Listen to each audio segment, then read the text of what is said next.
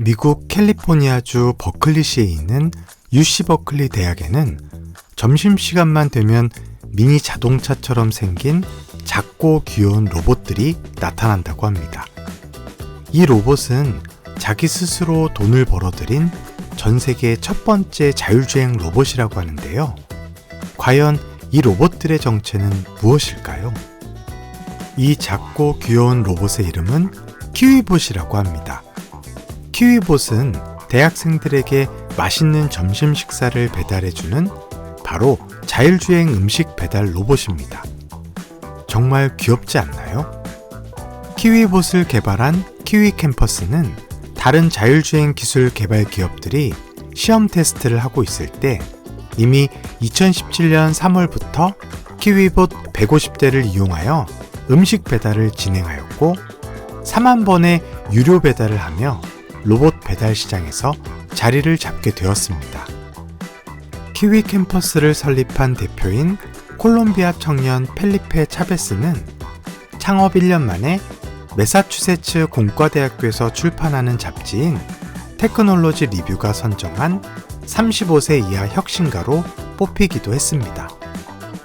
오늘은 2017년 회사가 설립된 이후로 배고픈 대학생들에게 지금까지 15,000건 이상의 점심 식사를 배달해주며 학생들의 사랑을 한 몸에 받고 있는 자율주행 배달 로봇인 키위봇에 대한 이야기를 들려주려고 합니다.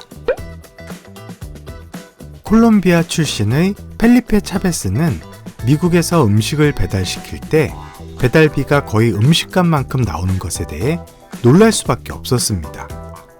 미국의 음식 배달비가 비싼 이유는 배달 기사님의 인건비와 자동차 기름값이 비쌀 뿐만 아니라 배달비와는 별도로 서비스료인 팁이 추가가 되어 배달 비용이 굉장히 비싸게 나오는 것입니다. 2021년 1월 미국 신문사인 월스트리트 저널은 미국 캘리포니아주 샌프란시스코에서 음식 배달 서비스인 캐비어를 통해 8.99달러짜리 쉐이크쉑 햄버거 1개를 배달시킬 경우 사람들이 내야 하는 최종 금액이 18.91달러가 된다고 보도했습니다. 만원짜리 햄버거 하나를 배달시키면 배달비만 11,000원이 넘는 것인데요. 배달비가 정말 비싸죠? 배달의 민족인 우리나라에서는 정말로 상상할 수 없는 금액입니다. 펠리페 차베스는 사람들이 배달비 걱정 없이 마음 편하게 음식을 주문할 수 있도록 이 비싼 배달비 문제를 해결하고 싶었습니다. 고민 끝에 배달비를 크게 줄여줄 수 있는 자율주행 배달 로봇을 만들기로 결심을 하게 됩니다. 처음에는 아마존 쇼핑몰에서 RC 자동차를 구매하여 바구니를 달고 여러 가지 테스트를 진행하였습니다. 그리고 많은 노력 끝에 지금의 키위봇이 탄생하였습니다. 키위봇은 현재 평균 배송시간 27분으로 음식 배달 서비스인 캐비어보다 65% 이상 더 빠르고 배달비는 4,000원에서 5,000원으로 캐비어보다 50% 이상 더 저렴한 비용으로 음식 배달을 가능하게 만들어 주었습니다. 키위봇을 통한 음식 배달은 키위봇 전용 앱을 통해 간단하게 이용할 수 있습니다. 우선 배가 고픈 점심시간이 되면 키위봇 앱을 켜고 앱에 등록되어 있는 음식점에서 원하는 메뉴를 선택합니다. 그리고 앱을 설치할 때 등록해 놓은 신용카드를 통해 결제를 하고 배달받고 싶은 위치를 지정해주면 끝입니다. 간단하죠?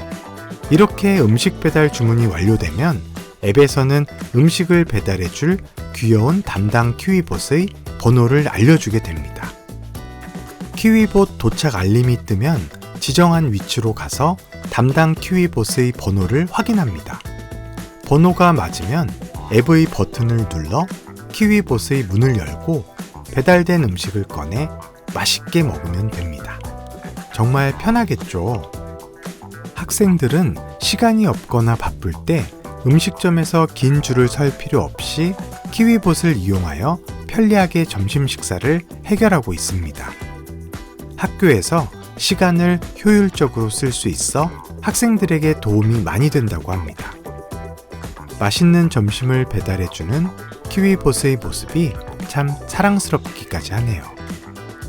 2018년에는 UC 버클리 대학교 내에서 음식을 배달하던 키위봇이 갑자기 배터리 문제로 인해 폭발하는 사건이 있었는데요. 다행히도 큰 사고로 이어지지는 않았습니다. 그런데 이렇게 위험한 폭발 사건이 있었음에도 불구하고 학생들은 사고를 당한 키위봇에게 손수 장례를 치러줄 정도로 평소 키위봇에게 친밀감을 많이 느끼고 있었다고 합니다.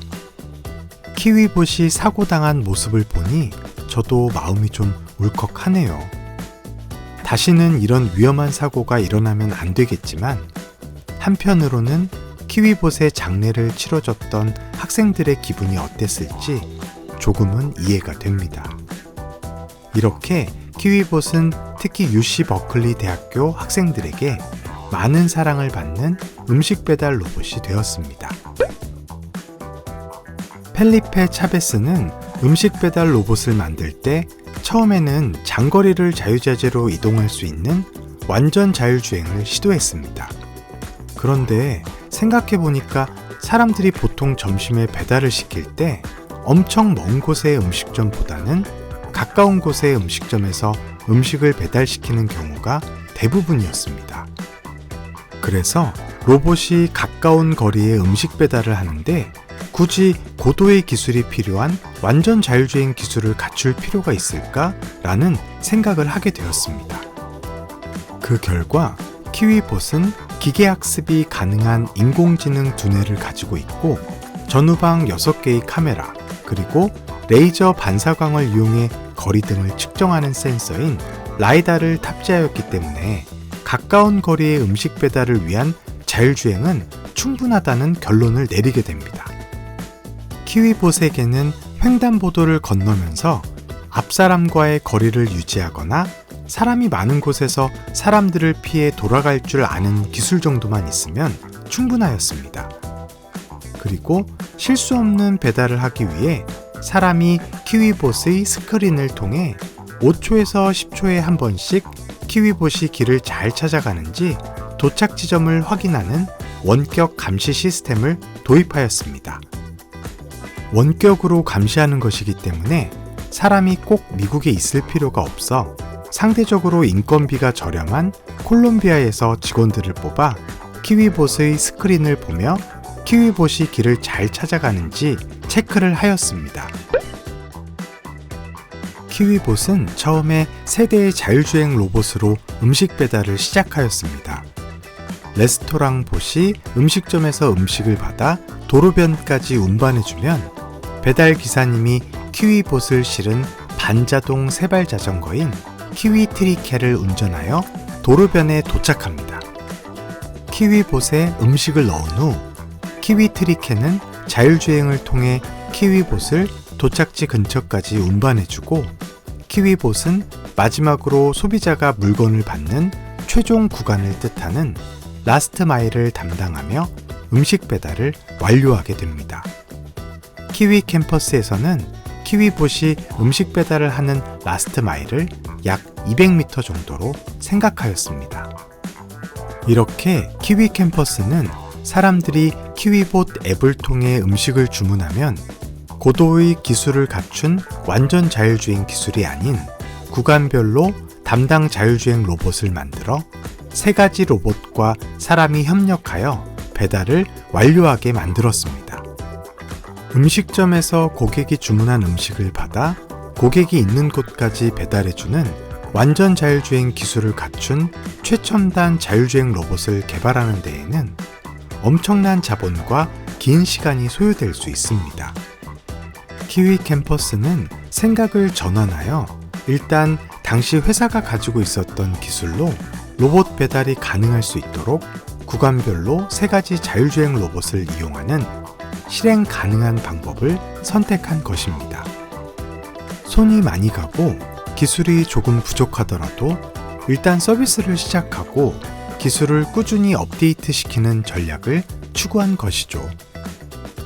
기술이 부족하다고 사업을 포기하는 것보다는 훨씬 좋은 생각이네요. 키위 캠퍼스는 꾸준히 키위봇 기술을 업데이트하고 있습니다. 2021년 4월에는 최신 모델인 키위봇 4.0을 출시하여 로봇 배달 시스템을 한층 더 업그레이드 시켰습니다. 가까운 미래에는 완전 자율주행 키위봇을 만나볼 수도 있을 것 같습니다. 미국 배송의 80%는 가스로 구동되는 자동차로 이루어진다고 합니다. 특별한 조치를 취하지 않으면 2030년에는 배달로 인한 탄소 배출량이 30% 이상 증가할 것이라고 예상하고 있습니다.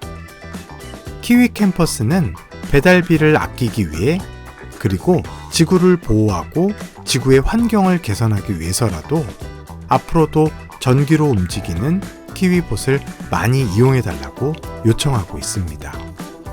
여러분, 오늘 키위봇의 이야기는 어땠나요? 로봇들 덕분에 사람들의 삶이 더욱더 편리해지고 있습니다. 하지만 미래에는 인공지능 AI와 로봇들이 다양한 영역에서 인간을 대체할 수도 있다는 걱정스러운 이야기들 또한 많이 들리고 있습니다. 저도 그 이야기들에 공감하고 있습니다. 앞으로 우리 사회에는 무거운 짐을 나른다든지 단순 반복적인 일이라든지 그리고 사람이 하기엔 너무나 위험한 일이나 고도의 사고력과 계산력이 필요한 분야, 정밀성이 요구되는 의학 분야 등에서 다양한 AI 기술과 다양한 로봇들이 많이 활용될 것입니다. 물론 정말 많은 영역에서 생각지도 못한 로봇들이 많이 활용될 수 있습니다. 그럼 제 아이들과 여러분들이 AI나 로봇들에게 대체되지 않기 위해서는 어떻게 해야 할까요? 정말 많은 방법이 있겠지만 저는 오늘 딱 한 가지만 이야기하고 싶습니다. 여러분이 초등학생, 중학생, 고등학생, 대학생을 거치면서 꾸준히 성장하는 동안 스스로 자아 발견을 하는 것을 적극적으로 추천합니다. 내가 무엇을 좋아하고 무엇을 싫어하는지, 무엇을 잘하고 무엇을 못하는지 등등등 내가 어떤 사람인지를 발견하는 것이 정말 중요하다고 생각합니다. 자기 자신에 대해서 구체적으로 발견을 한 다음 자신이 좋아하고 잘하는 것들을 찾아 다른 사람과는 차별되게 여러분만의 방식으로 잘 발전시켜 여러분만의 고유한 이야기를 만든다면 분명 AI와 로봇들이 여러분들을 두려워하게 될 것입니다. 슈퍼TV도 여러분이 스스로 자아 발견하는 그날까지 도움이 되는 좋은 영상들을 만들기 위해 노력하겠습니다. 제 아이들도 여러분들도 앞으로 화이팅입니다. 그럼 저는 다음 이야기로 다시 찾아오겠습니다.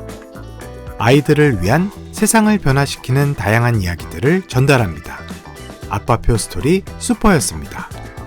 이 이야기가 도움이 된다고 느끼신다면 구독과 좋아요, 알람 설정 부탁드립니다.